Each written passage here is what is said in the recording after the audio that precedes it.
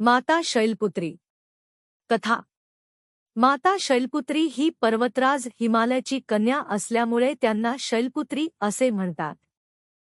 नवरात्रातील पहिली माळ माता शैलपुत्रीची कथा। मराठीत दुर्गेचे पहिले रूप शैलपुत्री या नावाने ओळखले जाते। ही नवदुर्गांपैकी पहिली दुर्गा आहे। पर्वतराज हिमालयाची मुलगी म्हणून जन्म घेतल्यामुळे तिला शैलपुत्री असे नाव पडले आहे। नवरात्रीच्या पहिल्याच दिवशी तिची पूजा आणि आराधना केली जाते। या पहिल्याच दिवशीच्या पूजेत संतमहंत आपल्या मनाला मूलाधार चक्रात स्थिर करतात। या दिवसापासून त्यांच्या योग साधनेला सुरुवात होते। या दुर्गेच्या उजव्या हातात त्रिशूळ आणि डाव्या हातात कमळाचे फूल आहे।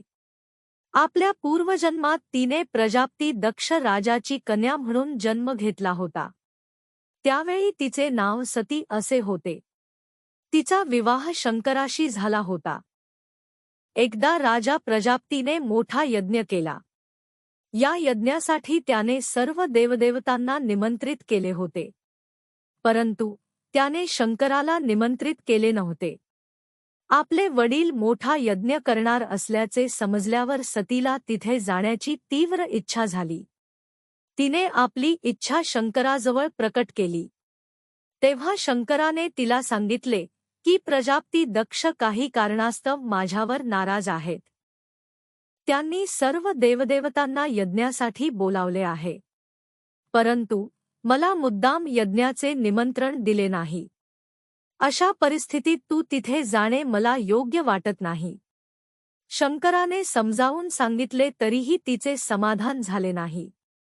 वडिलांचा यज्ञ पाहणे तसेच आपली आई आणि बहिणींना भेटण्यासाठी तिचे मन व्याकुळ झाले होते। तिचा आग्रह पाहून शंकराने तिला यज्ञासाठी जाण्याची परवानगी दिली। सती वडिलांच्या घरी गेल्यावर कुणीही तिचे स्वागत केले नाही। तिला कुणीही आदराची वागणूक दिली नाही। आई आणि बहिणींनी देखील तिला गळाभेट दिली नाही। सर्वजण तिच्याकडे पाहून तोंड फिरवत होते। नातेवाईकांची ही वागणूक पाहून तिला अत्यंत राग आला। तिथे शंकराच्या प्रती तिरस्काराची भावना असल्याचे तिला दिसून आले। दक्षाने शंकराविषयी काही अपमानकारक शब्दही वापरले होते। हे सर्व पाहून ती रागाने संतप्त झाली आणि शंकराने सांगितले तेच योग्य होते असे तिला वाटले। आपण इथे येऊन खूप मोठी चूक केली आहे याची जाणीव होऊन नवऱ्याचा अपमान सहन झाल्याने तिने स्वतःला योगाग्नीत जाळून घेतले। याची माहिती शंकराला मिळाल्यावर त्याने लगेच आपल्या गणांना पाठवून प्रजापतीचा संपूर्ण यज्ञ उद्ध्वस्त केला। सतीने पुढील जन्मात शैलराज हिमालयाच्या कन्येच्या रूपात जन्म घेतला। यावेळी ती शैलपुत्री या नावाने प्रसिद्ध झाली।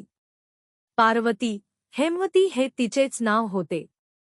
शैलपुत्री देवीचा विवाह देखील शंकराशी झाला होता। पूर्वजन्माप्रमाणे या जन्मीही ती शंकराची अर्धांगिनी बनली। म्हणून नवदुर्गांपैकी प्रथम शैलपुत्री दुर्गेचे महत्त्व आणि शक्ती अनंत आहे। प्रथम शैलपुत्री दुर्गेचे माहिती आवडली असेल तर चॅनेलला लाईक आणि सबस्क्राईब करा। धन्यवाद।